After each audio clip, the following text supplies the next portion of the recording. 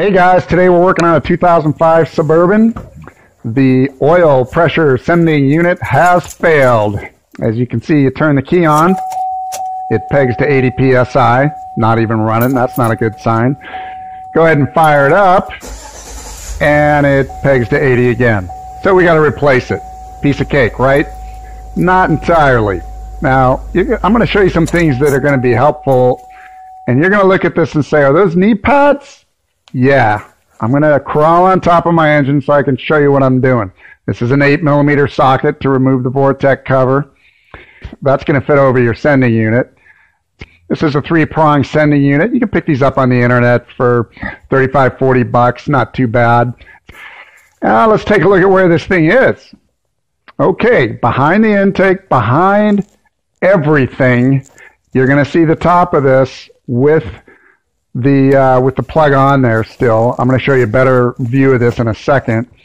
That's why I've got a bunch of floor mats and knee pads so I can get on top of there and get a better view for you. This is the mounting plate. You're going to need your 10mm to get these off. Once you get this out of the way, you've got pretty good access back there. And what you're going to see is when I pull the plug off of mine, because it was leaking, you're going to see oil squirt out of there. There you go. And sometimes these leaks, you can see the plug's all wet. These leaks will drip down the back of your engine and look a lot like a main seal leak. Now, you might have a bad main seal too, but just know that these sending units are notorious for leaking. Okay, now I'm going to get a socket on here and spin this thing off. Because the mounting plate's off, I've got pretty good access. It's not too tough.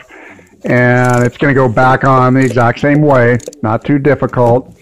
And but, you know, keep in mind, I've got a platform on top of my engine, and I'm sitting here kneeling down on it. So now you can see the new one's on there, and I've got the plug dried up and put back on. So let's go ahead and fire this thing up and see if it works out. Okay, so it's at 0 with the key on. That's a good sign. All right, start it up and it goes up to 50. That's what you're looking for, so that's a good sign. Let's go ahead and check for leaks while it's running. Make sure we got everything on there right.